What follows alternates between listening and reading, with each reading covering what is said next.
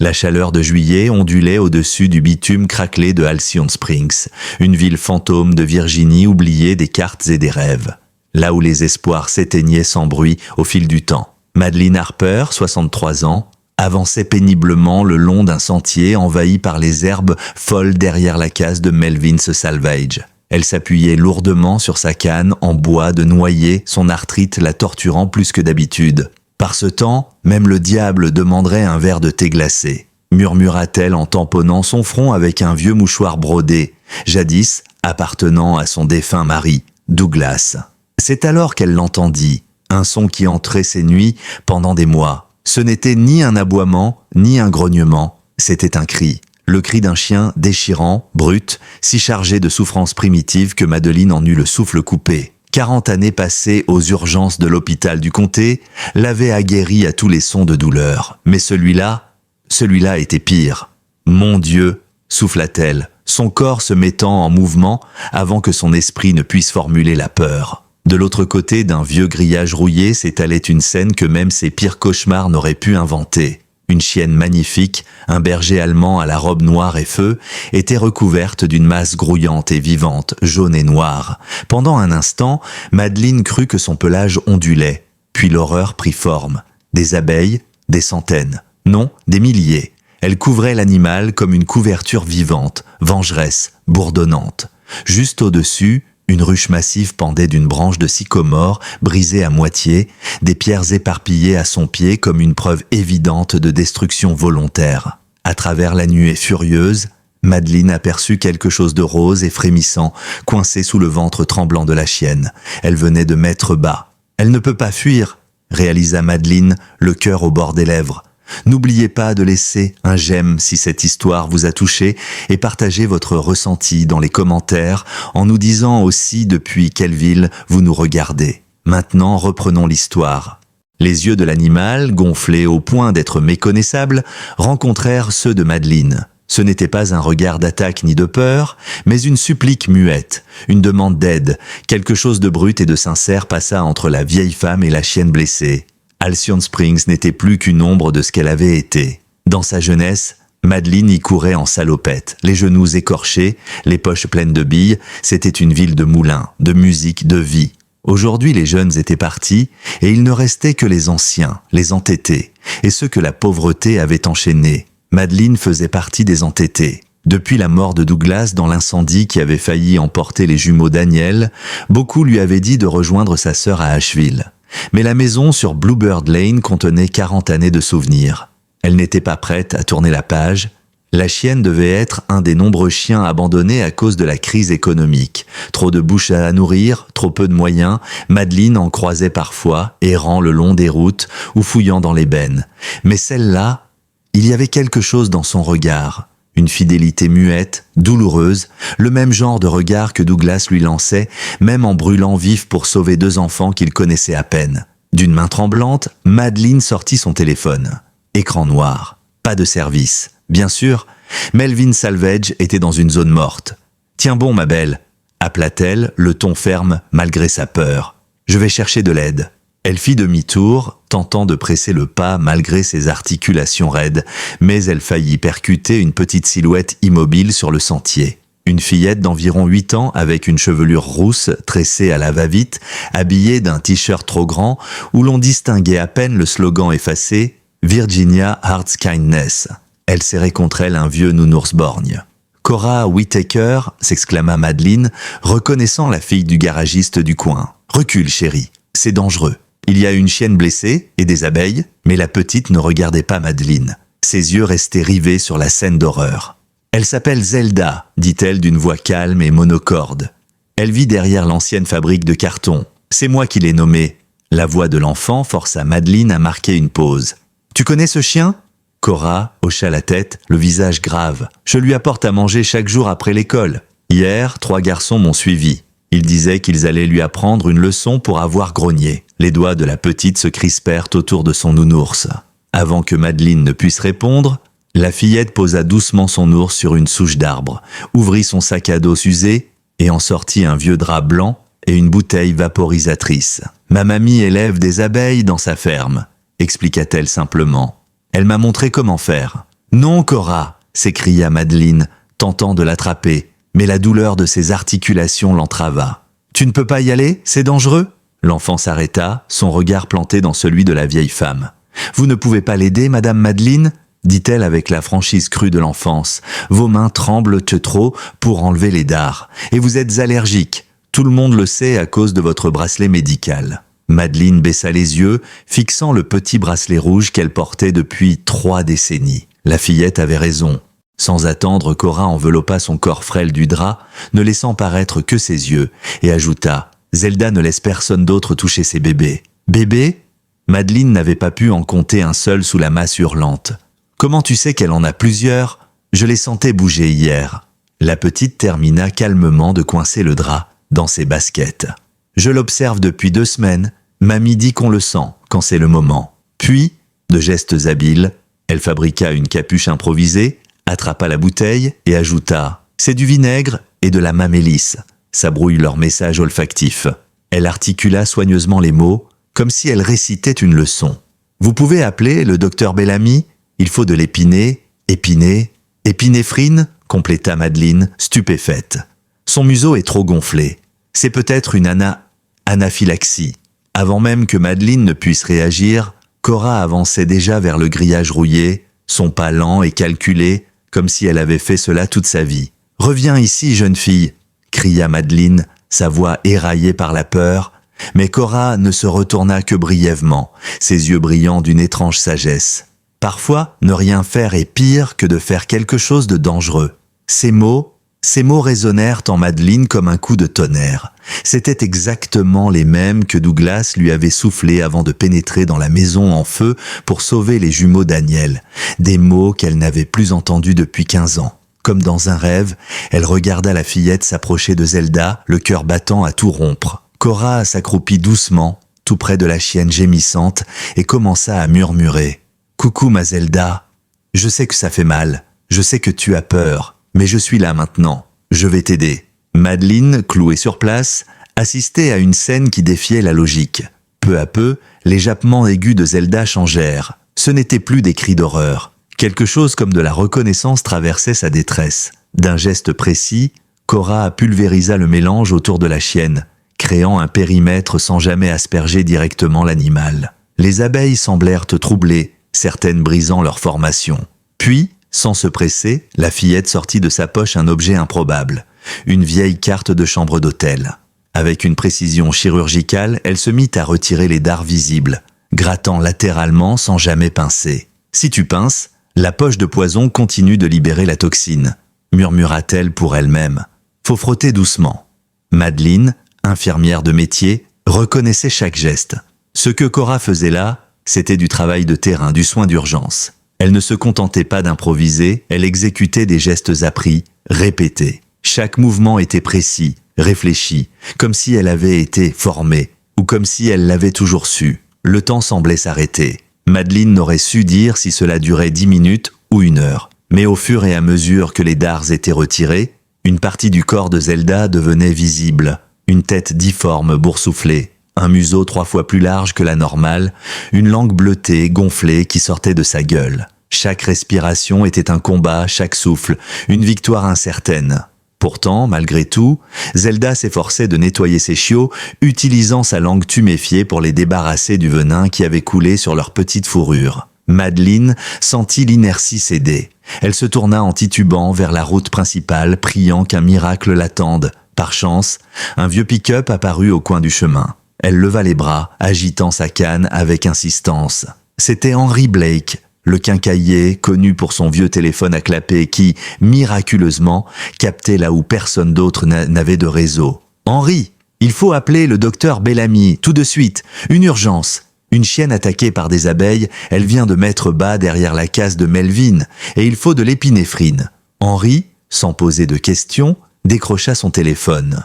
Pendant ce temps, Madeleine retournait vers le grillage, espérant que Cora n'avait pas été blessée. Ce qu'elle vit lui coupa le souffle. La moitié du corps de Zelda était dégagée des insectes. Cora, en sueur, sous son drap blanc, continuait son travail avec la concentration d'un chirurgien. Elle parlait toujours, doucement, encourageant Zelda d'une voix calme et constante. « Tu fais du bon boulot, ma belle. Tes bébés sont magnifiques. Ils sont 5 maintenant. Allez, continue de les lécher. Tu les gardes bien au chaud. » Madeleine, qui avait assisté à des dizaines d'interventions d'urgence en hôpital, n'avait jamais vu un tel sang-froid, une telle douceur, et surtout, un tel instinct, chez une enfant de 8 ans. « Cora, ma chérie », appela-t-elle doucement, tentant de ne pas la déconcentrer. « Le docteur arrive, il est en route !» Cora hocha simplement la tête sans lever les yeux. « Il faut qu'il se dépêche. » Elle respire de plus en plus mal. Comme pour confirmer ses mots, Zelda poussa un nouveau cri, moins puissant que les précédents, mais tout aussi glaçant. Quelques instants plus tard, un bruit de pneus sur le gravier fit sursauter Madeleine. Un SUV noir se gara devant l'entrée de la casse.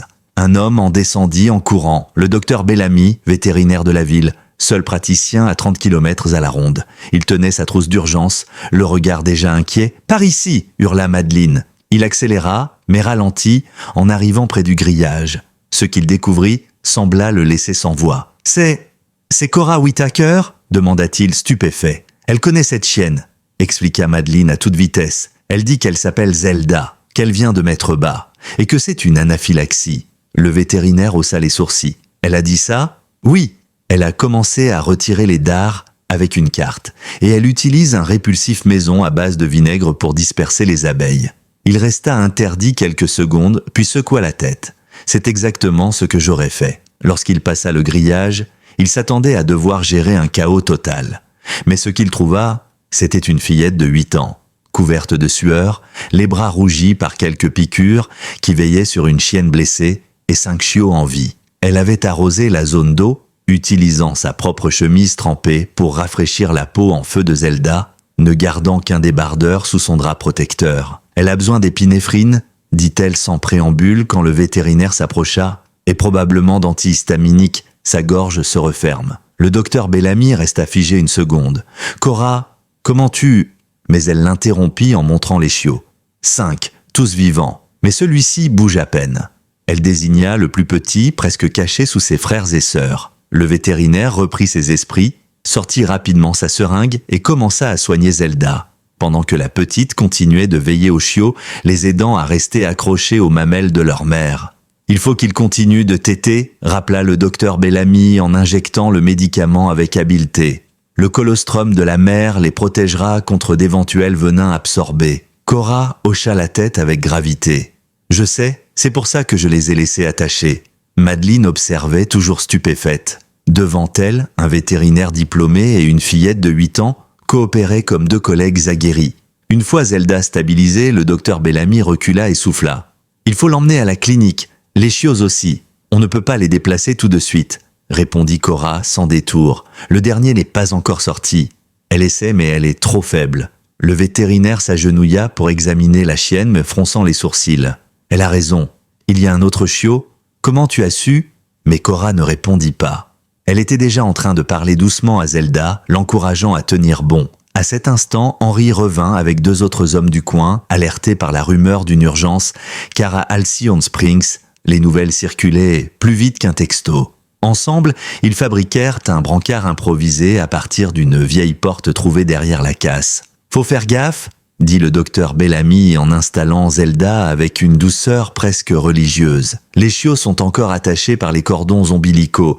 Le moindre choc pourrait causer des hémorragies. « Comment diable ces abeilles l'ont-elles attaqué comme ça ?» demanda Henry en s'essuyant le front. « Ce sont des gamins de l'école, » dit Cora d'une voix froide. Elle ne regardait pas l'homme, occupé à nettoyer doucement le dernier chiot, un minuscule être avec une tache blanche en forme d'étoile sur la poitrine. « Ils ont renversé la ruche exprès. Je les ai vus hier quand j'allais nourrir Zelda. Ils m'ont suivi. » Les hommes échangèrent des regards sombres. À Halcyon Springs, on connaissait tout le monde.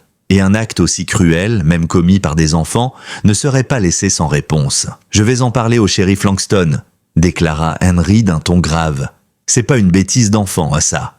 C'est de la cruauté pure. Plus tard, » coupa le vétérinaire. « Pour l'instant, il faut la soigner. » Avec précaution, ils soulevèrent la porte avec Zelda et ses 6 chiots. La chienne, trop faible pour réagir, gardait pourtant les yeux ouverts, fixant Cora avec une intensité douloureuse, comme pour s'assurer que la fillette la suivait. « Je suis là, Zelda, je viens avec toi », lui murmura-t-elle en posant doucement sa main sur une partie encore intacte de son pelage. « Tu as été si courageuse, la meilleure des mamans. » Madeleine sentit sa gorge se nouer. Il y avait dans cette scène une forme de sacré, quelque chose de plus fort que tout ce qu'elle avait vu au cours de sa vie. Une petite fille négligée, un chien abandonné, et entre eux, un lien forgé dans la souffrance, mais solide comme le roc. Le cortège se mit en marche vers la clinique du docteur Bellamy. Le SUV roulait au pas tandis que Cora marchait à côté du brancard, une main glissée par la fenêtre pour garder le contact avec Zelda. À leur arrivée sur Main Street, un petit attroupement s'était déjà formé, les rumeurs ayant fait leur œuvre. Les regards se posaient sur la scène avec un mélange d'incrédulité et d'horreur. Marjorie Caldwell, la coiffeuse du coin et reine des commérages, laissa échapper un cri en voyant l'état de la chienne. « Seigneur, quelle monstruosité a pu faire ça ?» « Des gosses !» répondit Henry d'un ton sombre. Le petit Tyler Jenkins et sa bande d'après Cora. La mention du nom fit réagir la foule. Tout le monde connaissait Tyler et tout le monde connaissait Cora Whitaker. Sa mère, Heather, était morte dans un accident de voiture il y avait 3 ans. Son père, Rick, travaillait de nuit à l'usine d'emballage et dormait le jour. Depuis, la petite fille la traînait dans les rues, souvent seule, avec son vieux nounours et ses livres empruntés à la bibliothèque. Les murmures se firent plus discrets, teintés de honte. On connaissait son histoire, bien sûr, mais personne n'avait vraiment tendu la main. Pas avant aujourd'hui. À la clinique, le docteur Bellamy installa Zelda dans la salle de soins avec les chiots. À la surprise générale, il autorisa Cora à rester. « J'ai besoin de quelqu'un avec une main douce pour veiller sur les petits pendant que je m'occupe de leur mère », dit-il en guise d'explication. Madeleine comprit. Ce vétérinaire, qui n'était pas réputé pour sa sensibilité, venait de reconnaître quelque chose en Cora que peu d'adultes avaient su voir jusque-là. Une vocation, un talent brut, un instinct rare. Le shérif Langston arrive 21 minutes plus tard. Il prit des notes d'un air sombre, puis s'agenouilla pour parler à Cora à hauteur de regard, d'une voix étonnamment douce. « Tu peux me dire exactement ce qui s'est passé avec Tyler et ses copains ? C'est important, ma puce. La cruauté envers les animaux, c'est grave. » Cora ne bougea pas. Elle tenait contre elle le plus petit des chiots, celui avec l'étoile sur la poitrine. Sa voix était calme, posée. « Ils m'ont suivi hier après l'école. Je donne à manger à Zelda tous les jours. Je savais qu'elle allait avoir des bébés, alors j'apportais plus de nourriture. Ils m'ont traité de folle, de gamine à chien. Et on dit qu'ils allaient s'en débarrasser. Tu les as vus faire tomber la ruche ? Demanda le shérif. « Non, répondit-elle, mais Tyler m'a montré une vidéo ce matin à la cantine. Ils riaient tous. Ils disaient que c'était ce qu'on faisait au sale cabot chez lui. Les adultes présents blêmirent. Le shérif se releva, les mâchoires crispées. « Je vais aller voir les Jenkins. Et les autres. Il y aura des suites, je peux te le promettre. » À peine eut-il quitté la pièce que Madeleine remarqua le vacillement de Cora. La fillette semblait fléchir, l'adrénaline quittant lentement son petit corps. Madeleine s'approcha doucement et l'aida à s'asseoir. « Tu as mangé quelque chose aujourd'hui, mon cœur ?» demanda-t-elle, alarmée par la maigreur de ses bras. Cora haussa les épaules. « J'ai donné mon sandwich à Zelda. Elle en avait plus besoin que moi. » Madeleine sentit son cœur se serrer douloureusement. Cet enfant, que tout le monde avait ignoré, se privait de nourriture pour nourrir un chien errant. Et personne, pas un seul adulte dans cette ville, ne l'avait vu dépérir. 2 heures plus tard, dans le calme presque irréel de la clinique vétérinaire de Halcyon Springs, Madeleine était assise aux côtés de Cora dans la salle d'attente. La fillette était emmitouflée dans une blouse empruntée à l'arrière-boutique, ses vêtements d'origine souillés de sang, de saleté et de venin. Zelda, quant à elle, reposait dans une pièce adjacente, sous perfusion, ses 6 chiots contre elle endormis. Cora ne lâchait pas le plus petit des yeux. Le nourrisson marqué de l'étoile blanche qu'elle avait baptisé, en secret, dès la première heure, Nova. « Tu as été extraordinaire aujourd'hui, Cora », dit Madeleine à voix basse. « Tu sais, ton papa et ta maman seraient si fiers de toi ?» Un frémissement traversa le visage de l'enfant. Elle resserra son nounours borgne contre sa poitrine. « Mon père ne remarquera rien, dit-elle simplement. Il dort pendant la journée, travaille la nuit. » Elle marqua une pause. « Ma mère est morte quand j'avais 5 ans. Il dit que je lui ressemble. Mais je me souviens à peine de son visage. C'est flou, comme de l'eau qui s'échappe entre les doigts. » Avant que Madeleine ne puisse répondre, le docteur Bellamy sortit de la salle de soins. Son visage exprimait un mélange d'épuisement et d'émerveillement. « Elle est stable, annonça-t-il. Tous les chiots sont vivants, même la petite Nova. C'est presque un miracle. » Cora hocha la tête comme si cela ne la surprenait pas. « Je peux la voir ?» demanda-t-elle. « Bientôt, » répondit le vétérinaire avant de s'asseoir à côté d'elle. « Mais avant, j'aimerais qu'on parle un peu, toi et moi. » Cora abaissa les yeux. reprenant machinalement le fil usé de la patte de son ours. Elle n'était plus la vétérinaire miniature qu'elle avait été plus tôt dans la journée. Elle redevenait une enfant. « Ta grand-mère t'a montré comment repousser les abeilles, je me souviens, dit-il doucement. Mais tout ce que tu as fait aujourd'hui, reconnaître une anaphylaxie, utiliser le bon produit, retirer les dards, sans appuyer, garder les chiots accrochés, ce ne sont pas des gestes d'amateur. Comment tu savais tout ça ?» Après un long silence, Cora sortit un livre de son sac, usé, les coins cornés, la couverture à moitié décollée. Médecine vétérinaire d'urgence, guide pratique. Le docteur Bellamy le feuilleta, découvrant des dizaines de post-it colorés annotés d'une écriture enfantine, des commentaires dans les marges, des calculs, des flèches. Il resta un moment sans voix. « Tu t'es formée toute seule ?» demanda-t-il, incrédule. Cora haussa les épaules. « J'aime les animaux. Eux, ils ne crient pas quand ils sont tristes. Ils ne partent pas. » Ces mots, dits sans colère, étaient d'une tristesse profonde, une vérité nue que Madeleine sentit résonner jusqu'au fond de ses os. Le silence fut interrompu par le retour du shérif Langston. Il avait l'air encore plus sombre qu'à son départ. Les 3 garçons sont au poste, Tyler Jenkins, Lucas Morton et Peter Blanchard. Ils ont avoué avoir renversé la ruche sur la chienne. Ils ont même filmé. Il cracha presque ses derniers mots. Ils ont dit qu'ils ne savaient pas qu'elle venait de mettre bas, comme si ça excusait quoi que ce soit. Cora serra les poings. Ils savaient, je leur ai dit hier qu'elle allait avoir ses bébés. Je leur ai dit de la laisser tranquille. Le shérif hocha lentement la tête. Alors ils vont devoir répondre de leurs actes. Crois-moi ma petite, ils ne s'en tireront pas avec une tape sur les doigts. Pendant qu'il parlait, Madeleine observait Cora d'un œil inquiet. La fatigue la gagnait. Elle vacillait légèrement sur son siège, mais son regard restait rivé sur la porte menant à Zelda. Madeleine l'aida à se lever doucement, l'amenant jusqu'à une petite salle de repos. « Tu veux quelque chose à manger ?» demanda-t-elle. La réponse fut un haussement d'épaules. « J'ai rien mangé depuis hier, j'ai donné mon goûter à Zelda aussi. » La simplicité de la réponse, dépourvue de plainte, fit monter les larmes aux yeux de Madeleine. Cette gamine affamée avait passé ses journées à veiller sur un chien que personne ne regardait. Un peu plus tard, le vétérinaire vint les rejoindre. « Tu sais, Cora, dit-il en s'agenouillant devant elle, aujourd'hui tu as sauvé cette vie. Pas tout le monde peut dire ça. » Il marqua une pause. « Mais ce que je veux savoir, c'est comment tu as appris à faire tout ça. » Cora sortit une deuxième fois son vieux manuel. Quand la bibliothèque de mon quartier a fermé, je me suis dit que je devais prendre les livres les plus gros possibles pour apprendre le plus possible. Celui-ci, je l'ai trouvé il y a 4 mois. Le docteur Bellamy tourna les pages avec lenteur. Certaines sections étaient entièrement surlignées, d'autres annotées avec une rigueur impressionnante. Il posa une main sur l'épaule de la fillette. « Tu as l'instinct, la discipline et une mémoire prodigieuse. Tu veux apprendre encore ?» Elle leva les yeux surprise. « Oui, alors je te propose de venir m'aider à la clinique cet été. Un vrai poste, payé.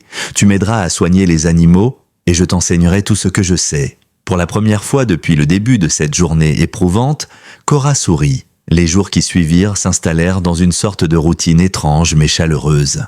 Chaque matin, Madeleine se levait avant l'aube pour aller vérifier l'état de Zelda et de ses chiots installés dans l'enclos aménagé sur sa véranda. Elle s'était portée volontaire pour les accueillir temporairement, le temps que Zelda récupère. Elle avait presque un hectare de terrain clôturé, vestige de la ferme que Douglas et elle avaient entretenue pendant 40 ans. Cora arrivait souvent avant même que le café ne soit prêt. Sa bicyclette brinque-ballante garée de travers devant le porche, ses joues rougies par le vent du matin. Le 3e jour, Madeleine remarqua que la petite n'avait toujours rien mangé avant de venir. « Tu n'as pas pris de petit déjeuner ?» demanda-t-elle. Cora haussa les épaules. Il n'y avait plus de lait pour les céréales. Ce même après-midi, Madeleine conduisit discrètement jusqu'à la maison des Whittaker, une location délabrée à la sortie de la ville. Elle y laissa un plat de lasagne maison sur le perron accompagné d'un mot « Je nourrirai Cora le matin, ça lui fera gagner du temps ». Le père de la fillette, Rick, ne répondit jamais. Mais dès le lendemain, Cora arriva devant la maison, alléchée par l'odeur de bacon et de biscuits encore chauds. Le docteur Bellamy, fidèle à sa promesse, intégra Cora à sa clinique. L'enfant absorbait tout.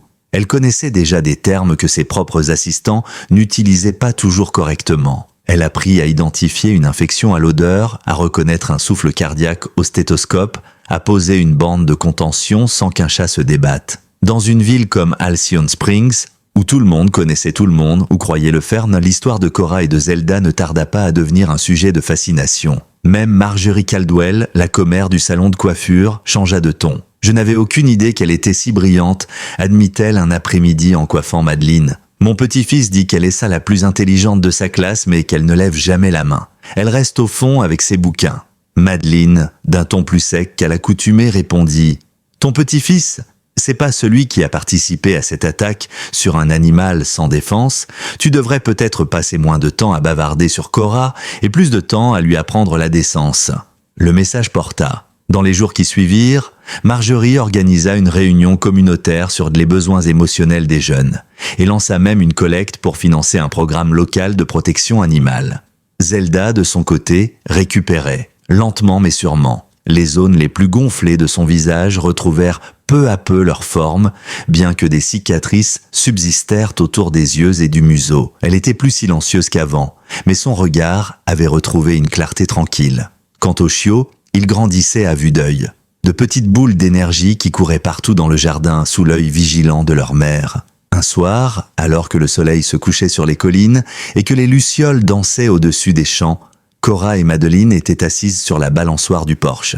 Zelda, étendue à leurs pieds, observait ces petits batifolets avec patience. « On devrait les nommer, » dit Cora, les yeux brillants. « Ce sont tes chiens, » répondit Madeleine avec douceur. « C'est toi qui devrais le faire. » La fillette réfléchit un instant. « Pas que les miens, c'est ta maison. On devrait les nommer ensemble. » Et ainsi, ils le firent. Le plus grand mâle fut baptisé Orion, à cause de son pelage noir tacheté comme un ciel d'hiver. La femelle aux yeux dorés devint Amber. L'explorateur intrépide fut appelé Scout. Le mâle qui suivait Zelda partout, même pour boire, devint Baxter. La petite femelle infatigable fut nommée Flicka. Et enfin le dernier-né, le minuscule, le fragile, celui qu'ils avaient cru perdu au départ, porta officiellement le nom que Cora avait choisi en secret, Nova. Nova, l'étoile qui refuse de s'éteindre. À mesure que juillet laissait place à août, la maison de Madeleine s'était transformée. Il ne s'agissait plus seulement de soins aux chiens. Cora passait maintenant l'aspirateur, apprenait à cuisiner, aidait à réparer les moustiquaires. Elle n'avait jamais appris à faire tout ça. « Mon père ne cuisine pas », expliqua-t-elle un jour en pétrissant de la pâte. « Il dit que maman faisait la meilleure tarte aux pommes du comté. » Un voile de tristesse passa sur son visage. « J'aimerais m'en souvenir. » Madeleine lui caressa la main. « Et si on essayait d'en faire une ? Peut-être que tes mains s'en souviendront pour toi. » La tarte fut légèrement brûlée sur les bords, mais Cora, en la goûtant, ferma les yeux, comme si une mémoire oubliée remontait doucement à la surface. L'histoire de Zelda, de Cora et de Nova continua de se propager dans la ville, dépassant peu à peu les frontières de Halcyon Springs. Les 3 garçons, responsables de l'attaque, traduits en justice juvénile, passèrent devant le juge Simmons. Ce dernier, connu pour ses décisions à la fois fermes et éducatives, surprit tout le monde en prononçant un jugement peu conventionnel, des heures de service communautaire, à la clinique vétérinaire. La punition seule ne crée pas l'empathie, déclara-t-il, face à une salle d'audience pleine à craquer. Ces garçons doivent apprendre ce que signifie soigner une vie plutôt que la blesser. Le plus inattendu fut la transformation de Tyler Jenkins lui-même. Le meneur de la bande, au départ fermé, boudeur et clairement honteux, commença à changer au contact des animaux. Le docteur Bellamy l'assigna à la réhabilitation d'un faucon blessé. L'oiseau avait une aile brisée et il fallait de la patience, de la minutie et du respect. Lentement, Tyler se prit au jeu. Il posait des questions, il prenait des notes, il se rendait disponible. Un jour, alors qu'il s'appliquait à nettoyer une plaie, le vétérinaire confia à Madeleine « Je n'aurais jamais cru dire ça, mais ce garçon a peut-être l'étoffe d'un assistant vétérinaire. Il a des mains calmes. » Et il commence à poser les bonnes questions. Madeleine hocha la tête en silence. Elle pensait à Cora, à sa capacité à éveiller des vocations même chez ceux qu'il avait autrefois méprisés. Fin août approchait et avec lui la rentrée scolaire. Les chiots, sevrés, devenaient de jeunes chiens joueurs et pleins de vie. Mais une décision se profilait à l'horizon. Que faire d'eux ? On ne peut pas tous les garder, expliqua Madeleine un soir à Cora, alors qu'elles observaient le petit groupe courir après une balle de tennis. Mais on peut s'assurer qu'ils aient chacun une famille aimante. Cora acquiesça, déjà préparée à cette éventualité. Elle tendit à Madeleine un cahier rempli de listes soigneusement écrites. J'ai noté des gens qui pourraient être de bons maîtres. J'ai mis les avantages et les inconvénients pour chacun. En haut de la liste figurait le docteur Bellamy. Connaissance médicale, jardin, aime les animaux, suivait le shérif Langston. Juste, maison vide depuis le départ de ses filles, pourrait aimer la compagnie. Et même la bibliothécaire Madame Porter. Tranquille, très responsable, me laisse lire les revues de médecine vétérinaire. Mais le plus surprenant était un nom en bas de la page, Tyler Jenkins. Tyler demanda Madeleine surprise. Cora haussa les épaules. Pas tout de suite, mais peut-être d'ici quelques semaines, il apprend. Et Scout, elle pardonne vite, mais elle ne tolère pas les bêtises. Elle pourrait l'éduquer. Madeleine éclata de rire, un vrai rire, rond, inattendu. Cela faisait longtemps. Je crois que tu viens de résumer l'essence de l'éducation canine et humaine. Début septembre, le docteur Bellamy déclara Zelda complètement rétablie. Sa fourrure avait repoussé sur la majeure partie de son museau, masquant en partie les cicatrices. Il en resterait toujours une trace, bien sûr, mais c'était devenu une sorte de signature, le masque d'une survivante, une mère courage. Il restait pourtant une question en suspens, celle que personne n'osait vraiment poser. Qui garderait Zelda ? Cora, un soir, prit les devants. Elles étaient assises sur le porche, Nova dormant dans ses bras. « Elle devrait rester ici, dit-elle d'une voix douce. Elle est habituée à cet endroit. Il y a de la place, chez moi. Papa ne la laisserait pas entrer quand il pleut. » Elle regarda droit devant elle comme pour se protéger de sa propre douleur. Madeleine sentit une boule se former dans sa gorge. Cora avait 8 ans, mais elle portait sur ses épaules le poids d'une adulte depuis trop longtemps. Elle avait déjà commencé à se préparer à dire adieu à ce qu'elle aimait, à se résigner avant même d'avoir demandé. Mais Madeleine n'était pas prête à la laisser faire. « Tu sais que Zelda est habituée à nous deux maintenant ?» Cora tourna la tête, confuse. « Elle pourrait rester ici, mais tu continuerais à venir tous les jours pour t'en occuper. » Comme une sorte de garde partagée. « Garde partagée ?» répéta Cora. « C'est quand 2 personnes prennent soin ensemble de quelqu'un qu'elles aiment toutes les deux, » expliqua Madeleine. « Ma maison peut être son foyer, mais elle sera aussi ton chien. Pour toujours. » L'espoir naquit dans les yeux de la fillette, mais aussitôt, elle le réprima. « Et quand l'école va recommencer, je ne pourrai plus venir aussi souvent. » Madeleine sourit doucement. « Justement, j'y pensais. Peut-être que tu pourrais venir dormir ici parfois, quand ton papa travaille la nuit. La maison est grande, et elle est trop silencieuse quand je suis seule. » La proposition était simple, mais pour Cora, elle représentait tout. La possibilité d'avoir un lit rien qu'à elle, une routine stable, une présence constante, une voix douce pour dire « bonjour » le matin et « bonne nuit » le soir. Une famille. L'arrangement prit forme sans résistance. Rick Whittaker, toujours épuisé par ses horaires de nuit et la douleur qu'il refusait d'admettre, ne formula aucune objection à ce que sa fille passe 3 à 4 nuits par semaine chez la dame aux chiens. S'il ressentait un soulagement à l'idée de ne plus être seul responsable, il ne le montra pas. Madeleine, elle, redoubla d'efforts pour que cette cohabitation soit douce, stable et surtout ancrée dans une forme de normalité. La chambre d'amis, à l'étage, celle qui devait accueillir les enfants que Douglas et elle n'avaient jamais eus, fut transformée pour Cora. Elles la repeignirent ensemble en jaune pâle, installèrent des étagères pour ses livres, principalement des manuels de biologie, des recueils sur les races canines et un atlas vétérinaire offert par le docteur Bellamy. « Je n'ai jamais eu ma propre chambre », souffla Cora un jour en rangeant ses affaires. « À la maison, je dors sur le canapé du salon.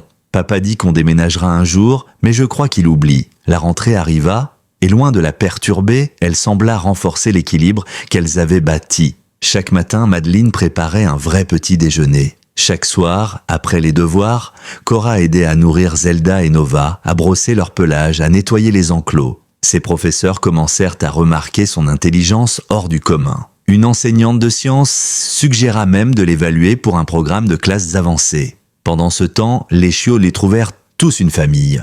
Orion fut adopté par le docteur Bellamy lui-même. Amber rejoignit le shérif Langston qui avoua avec un sourire que sa maison était bien trop silencieuse depuis le départ de ses filles. Baxter, le plus prudent, gagna le cœur de Madame Porter, la bibliothécaire. Et comme Cora l'avait prédit, Scout fut adopté par la famille Jenkins, sous condition que Tyler poursuive son service communautaire et suive un programme sur le bien-être animal. Le dernier, Flicka, la plus vive, trouva un foyer auprès de Ben Wallace, le propriétaire de la quincaillerie dont l'épouse réclamait un compagnon depuis des années. La maison de Madeleine retrouva une vie pleine de remous, d'aboiements et de rires.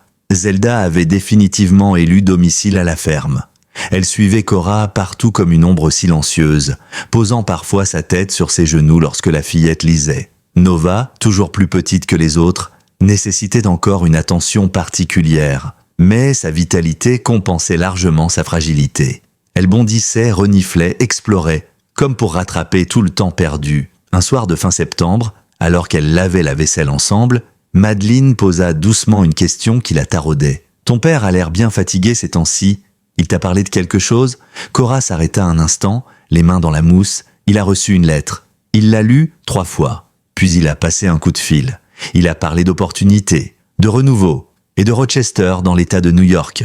Madeleine sentit un frisson d'appréhension lui remonter le long de la colonne. « Il t'a dit quelque chose de précis ?» « Non, mais il regardait des photos d'appartements là-bas. Et il a dit, peut-être qu'il est temps de quitter cette ville sans avenir. » Cette nuit-là, Madeleine dormit peu. Athéna, couchée contre elle, semblait capter sa tension.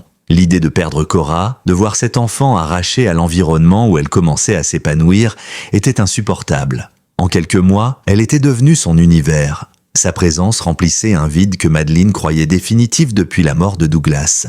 Et pourtant, elle n'avait aucun droit légal. Rien d'autre qu'un lien né de la tendresse, du hasard et d'un cri de détresse venu des bois. Le lendemain matin, alors qu'elle préparait le petit déjeuner d'une main distraite, le téléphone sonna. C'était le docteur Bellamy. Sa voix était urgente. « C'est Nova. Elle fait des crises, des convulsions. Il faut que vous veniez immédiatement. » Le cœur de Madeleine se serra. Nova, si frêle, mais si pleine de vie, luttait à nouveau pour survivre. À peine la communication coupée, Madeleine cria à Cora d'enfiler ses bottes. Elles sortirent en courant, Zelda sur leurs talons, comme si elle comprenait que quelque chose de grave se jouait. Dans la voiture, la fillette ne disait rien, serrant son nounours contre elle, les yeux rivés à la route. La voiture avalait les kilomètres trop lentement. Chaque virage semblait une éternité. Lorsqu'elles arrivèrent à la clinique, le docteur Bellamy les attendait sur le perron, les traits tirés. « Elle est en salle d'observation, j'ai lancé le protocole d'urgence. Ses constantes sont instables. Crise convulsive, température en chute, signe de défaillance immunitaire. » Cora courut à l'intérieur sans attendre, pénétrant dans la salle interdite d'habitude aux visiteurs. Là, dans une petite cage chauffée, Nova tremblait, ses petites pattes rigides, sa respiration saccadée. « On a fait tous les tests possibles, » expliqua le vétérinaire. « On pense que c'est une maladie auto-immune, une forme rare qui attaque son système nerveux central. » Madeleine entra à son tour, le souffle court. « Est-ce qu'il y a un traitement ? Il y a un protocole expérimental que j'ai utilisé une seule fois, mais c'est risqué et très coûteux. Il faut importer les médicaments d'un laboratoire en Californie. » Sans un mot, Cora s'approcha de la cage. Elle ouvrit doucement la porte et se glissa à l'intérieur. Nova, malgré ses convulsions, parvint à bouger légèrement la tête vers elle. Cora la prit dans ses bras, la tenant contre sa poitrine. « Elle a survécu une fois. Elle va recommencer, » murmura-t-elle. Ce soir-là, Madeleine resta à la clinique. Elle fit chauffer du café, apporta des couvertures. Cora refusa de quitter Nova une seule minute. Elle resta là, recroquevillée sur une chaise, sa main posée sur la petite chienne, comme si sa chaleur pouvait la sauver. Et pendant qu'elle veillait, le téléphone du vétérinaire se mit à vibrer. C'était la bibliothécaire, Madame Porter. Elle venait d'apprendre ce qui se passait par le shérif Langston. En moins de 2 heures, la nouvelle se répandit dans tout Alcyon Springs. Nova, la survivante, luttait pour sa vie. Une page de collecte fut ouverte sur Internet. Les dons affluèrent. Certains habitants donnèrent 20 $, d'autres 200. Des enfants apportèrent leur tirelire. Même Marjorie Caldwell posta un message sur le groupe Facebook de la ville, appelant à la solidarité. « Ce chiot est un symbole de notre renouveau. Si elle tombe, c'est une partie de notre âme qui s'éteint. » Le matin suivant, le docteur Bellamy entra dans la salle d'observation, les bras chargés d'un colis. « Les médicaments sont là. Le laboratoire a fait une exception vu l'urgence. » Il se tourna vers Cora. « On va tenter le traitement. Mais je veux que tu comprennes, elle peut ne pas y survivre. » La fillette hocha la tête, le regard dur. « Elle mérite une chance ? Elle s'est battue pour naître. Elle mérite de vivre. » Le traitement débuta, injection, perfusion, surveillance heure par heure. Les jours suivants furent une alternance de peur et d'espoir. Nova eut des pics de fièvre, des moments d'accalmie, des rechutes brutales. Cora ne quitta pratiquement jamais son chevet. Et lorsque le 6e jour arriva, avec le lever du soleil, inondant la salle d'une lumière dorée, Nova ouvrit les yeux. Pas en sursaut, pas dans la douleur, non, elle cligna doucement, puis remua la queue. Cora éclata en sanglots. Pas des larmes de panique cette fois, mais des sanglots de soulagement, de gratitude. Zelda, autorisée à entrer, posa sa truffe contre la cage et Nova s'approcha en titubant. Le lien était intact, plus fort que jamais. Plus tard dans la journée, le docteur Bellamy prit Madeleine à part. Ce que cette gamine a fait, c'est au-delà de tout ce que j'ai vu. Elle a veillé, assisté, documenté chaque réaction. Elle a même suggéré une variation de dosage que je n'avais pas envisagée. Il sortit un petit carnet. Elle a décrit ça. Toutes ses observations. Elle n'a que 8 ans. Madeleine ouvrit le carnet. Chaque page était remplie de schémas, d'annotations, d'hypothèses. Cora avait même dessiné des courbes de température reliées à des variations comportementales. C'était le travail d'une future scientifique, d'une vétérinaire hors norme. Le vétérinaire ajouta « Plus grave, je crois que si elle quitte cette ville, on perd quelque chose de rare. » Ce soir-là, Madeleine resta longuement assise sur le porche, regardant les étoiles apparaître une à une dans le ciel limpide. Zelda dormait à ses pieds, Nova reposait dans les bras de Cora, plus calme que jamais. Le vent apportait une fraîcheur douce, presque réconfortante. Et pourtant, un poids persistait dans sa poitrine. Car malgré le miracle de Nova, une ombre planait. Rick Whittaker. Il n'avait pas encore parlé directement à Madeleine, mais Cora avait compris. Il comptait partir pour Rochester, rejoindre un ancien collègue, commencer une nouvelle vie, loin des souvenirs étouffants de Halcyon Springs. Il n'avait rien demandé à sa fille. Il avait simplement laissé une brochure d'appartement sur la table, comme on laisse un billet d'avion à l'aéroport, sans retour prévu. Et Madeleine savait qu'il n'y aurait pas de place pour Zelda, ni pour Nova, et certainement pas pour les rêves de vétérinaire d'une enfant de 8 ans. Le lendemain matin, elle prit une décision. Elle se rendit chez Rick. Il ouvrit la porte en t-shirt froissé, les yeux cernés, une tasse de café en main. Il parut surpris de la voir. « Je m'attendais pas à vous voir aussitôt, dit-il. Je peux faire quelque chose ? Oui, Rick, répondit-elle calmement. Vous pouvez écouter. Elle entra sans attendre son autorisation, s'installa sur le canapé défoncé et lui parla de Cora, de Zelda, de Nova, de la lumière qui était revenue dans les yeux de cette petite fille après des années dans l'ombre. Elle parla des manuels annotés, des heures de veille à la clinique, des projets, des espoirs. Et puis elle termina par cette question simple. Est-ce que vous êtes prêt à effacer tout cela ? À recommencer ailleurs, sans rien, et à l'enfermer à nouveau dans le silence ?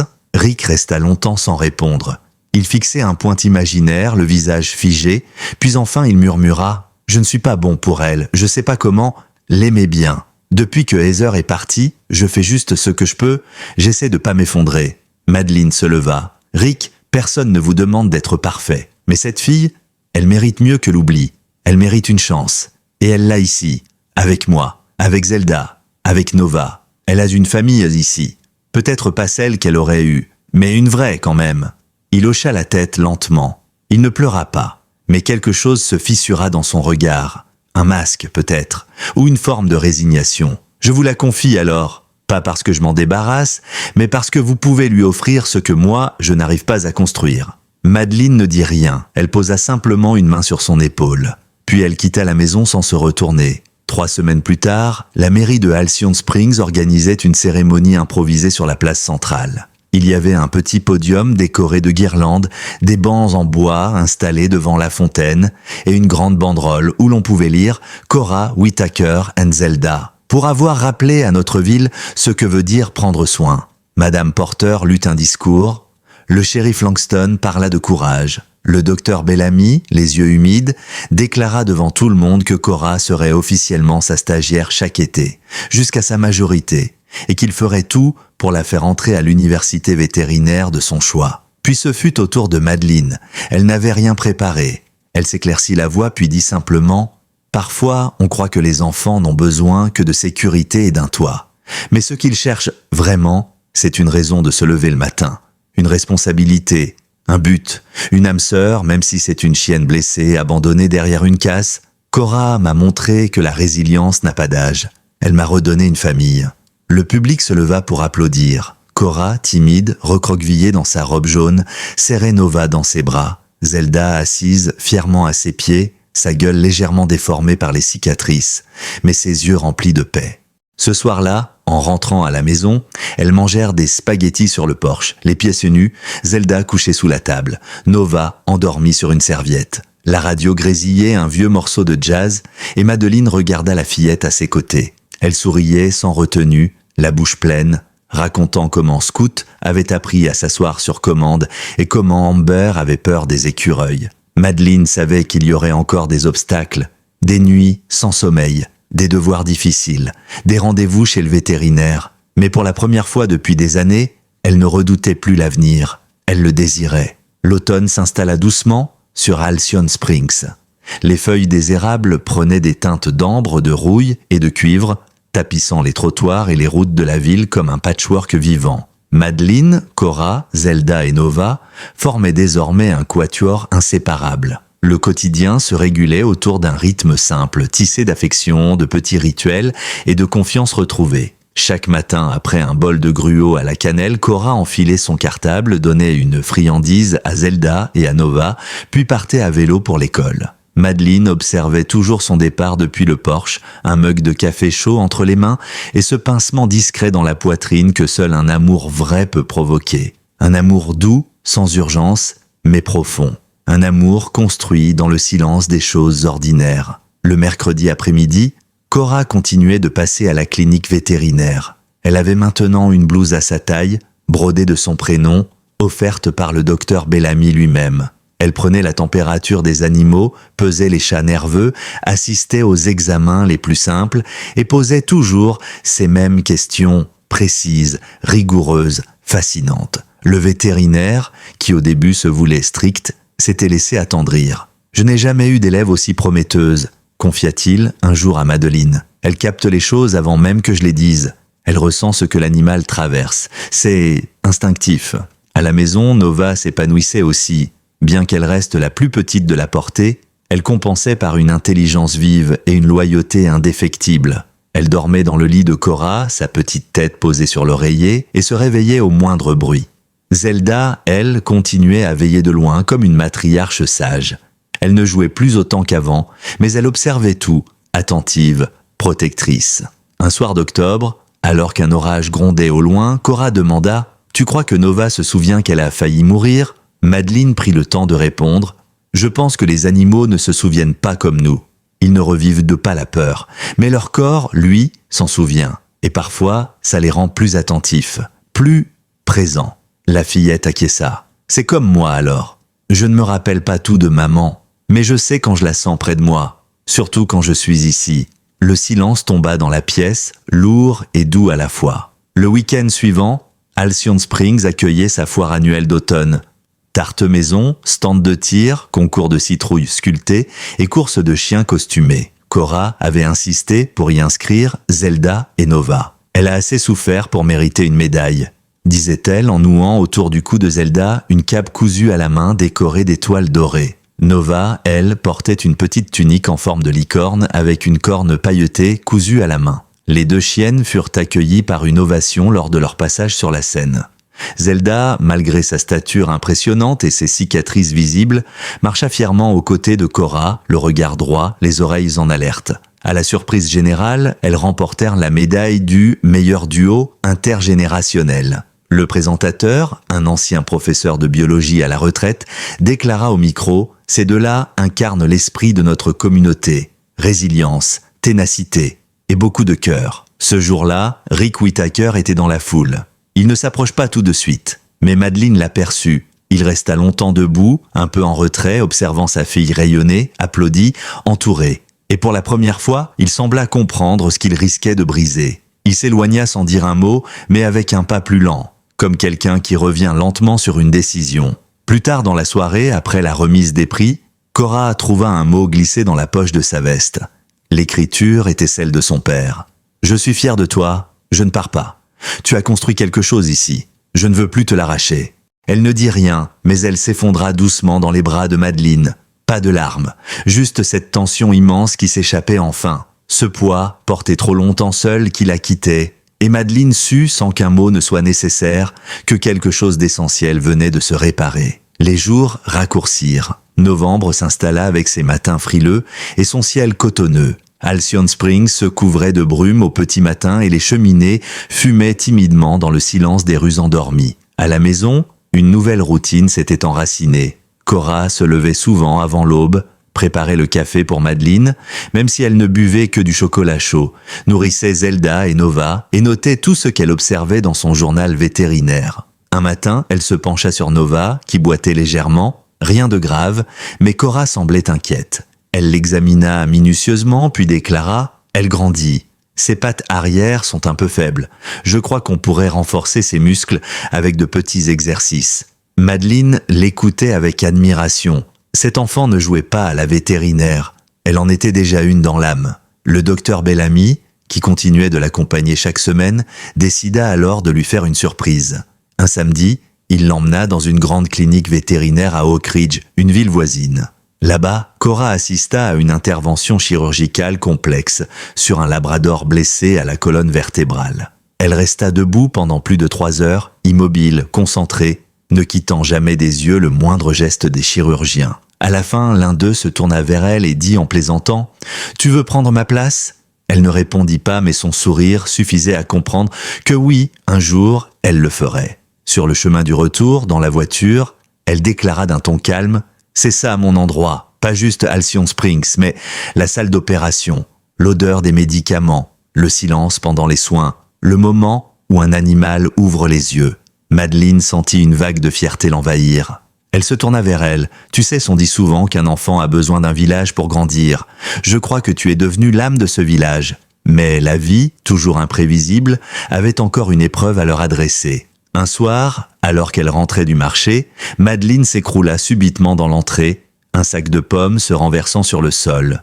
Cora accourut, terrifiée. Madeleine respirait, mais sa peau était pâle, froide. Elle ouvrait les yeux, mais semblait désorientée. « Je crois que je dois m'asseoir », murmura-t-elle avant de perdre connaissance. Cora, sans paniquer, attrapa le téléphone, appela les urgences, donna l'adresse et expliqua ce qui s'était passé avec une clarté impressionnante. Ensuite, elle s'agenouilla auprès de Madeleine, lui prit la main et murmura « Je suis là, je te laisse pas.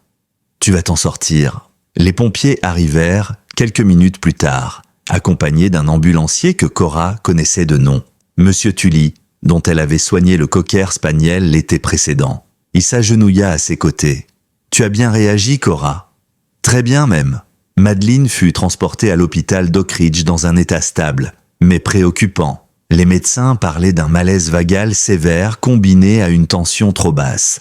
Rien de dramatique, mais cela nécessitait du repos, des examens et surtout, quelqu'un pour s'occuper de la maison. Cette fois, ce fut Rick Whittaker qui prit les choses en main. Il s'installa temporairement à la ferme, s'occupa de Zelda et de Nova, emmena Cora à l'école et resta au chevet de Madeleine autant qu'elle le permettait. L'homme était maladroit, réservé mais sincère. Il cuisinait mal, oubliait parfois d'éteindre la lumière, mais il essayait. Pour la première fois, il essayait vraiment. Cora, elle, ne se laissa pas abattre. Elle passait ses après-midi à l'hôpital, carnet en main, prenant note des constantes de Madeleine, discutant avec les infirmières, observant tout ce qui l'entourait comme une élève assidue. Les médecins furent rapidement conquis. L'un d'eux, le docteur Marlowe, déclara à la fin d'une visite « Elle pourrait rejoindre notre programme précoce de médecine. Je n'ai jamais vu un esprit aussi clair à son âge. » Le jour de la sortie de Madeleine, toute la ville semblait s'être donné le mot. Zelda, propre et brossée, attendait devant l'hôpital. Nova portait une petite pancarte autour du cou. « Bienvenue chez toi !» Madame Porter apporta une tarte. Le shérif Langston amena un bouquet cueilli dans son jardin. Eric, visiblement ému, se contenta de dire « Merci de l'avoir accueilli et de m'avoir montré qu'il n'était pas trop tard. » L'hiver arriva avec ses premières gelées. Halcyon Springs se couvrit d'un voile de givre et les toits des maisons se mirent à scintiller sous la lumière pâle du matin. La ferme de Madeleine, elle, restait animée, chaude, vivante. Les aboiements de Zelda et les petits bonds de Nova égayaient les après-midi et Cora, fidèle à elle-même, continuait de prendre des notes, de lire des livres qu'aucun enfant de 8 ans n'était censé comprendre et de s'impliquer avec une rigueur presque scientifique dans chaque détail du quotidien. Les jours passaient vite et bientôt décembre s'installa. La ville tout entière commença à se préparer pour Noël. Des guirlandes s'enroulèrent autour des lampadaires, des couronnes firent leur apparition sur les portes, et la place principale se couvrit de lumière. Mais chez Madeleine, ce n'était pas tant les décorations qui occupaient les esprits, c'était l'idée d'un premier Noël ensemble. Un vrai, avec des rires, des plats maison, une cheminée qui crépite et des souvenirs à fabriquer. Un matin, alors qu'elles étaient en train de préparer des biscuits à la cannelle, Madeleine demanda doucement « Cora, qu'est-ce que tu voudrais cette année pour Noël ?» La petite releva la tête, réfléchit longuement, puis dit simplement « Rien, j'ai déjà tout ce que je voulais. » Madeleine sourit, émue, mais elle savait qu'elle pouvait faire mieux que rien. Alors, sans un mot, elle se mit à travailler sur un projet secret. Elle rassembla des photos, le premier jour avec Zelda, le jour où Nova avait survécu, la cérémonie à la mairie, la clinique vétérinaire. Elle demanda l'aide de Madame Porter pour l'impression et celle de Rick pour la reliure. Et la veille de Noël, elle offrit à Cora un livre relié en cuir brun. Sur la couverture, un simple titre, « L'histoire d'un miracle ». Cora l'ouvrit, les yeux brillants, et tourna les pages lentement. Chaque image racontait un chapitre de leur parcours. Chaque légende était rédigée avec soin. Il y avait même un mot du docteur Bellamy. « Tu n'es pas seulement une élève brillante, tu es déjà une soignante. Ne laisse jamais personne te faire croire le contraire. » Cora se jeta dans les bras de Madeleine sans un mot, juste une étreinte qui valait 1000 discours. Zelda posa sa tête contre leurs jambes. Nova s'assit, remuant doucement la queue comme si elle comprenait que quelque chose d'important venait de se nouer. Le soir même, ils étaient réunis autour de la grande table en bois. Rick avait apporté un rôti, Madame Porter une tarte aux noix de pécan, le shérif Langston une bouteille de cidre maison. Il y avait des rires, des histoires, des chants maladroits. Et au milieu de tout cela, une fillette et 2 chiennes qui avaient transformé une ville entière sans même s'en rendre compte. Quand minuit sonna, Madeleine leva son verre, à Cora, à Zelda, à Nova et à toutes les familles qu'on choisit. Parce que celles-là, on ne les abandonne jamais. Ce Noël-là ne ressemblait à aucun autre. Il n'y avait pas de luxe, pas de neige parfaite, pas de cadeaux coûteux. Mais il y avait quelque chose de bien plus rare, une paix partagée, une tendresse palpable et la certitude que malgré les blessures, les manques et les absences, on peut reconstruire, on peut aimer à nouveau. Et parfois, ce sont les êtres les plus fragiles. Un chiot vacillant, une petite fille meurtrie, une femme seule, qui allume la lumière là où tout semblait éteint. Dans la pièce, le feu crépitait doucement. Les ombres dansaient sur les murs. Et dehors, sous le ciel clair, Zelda leva les yeux vers les étoiles. Elle n'aboyait pas. Elle veillait.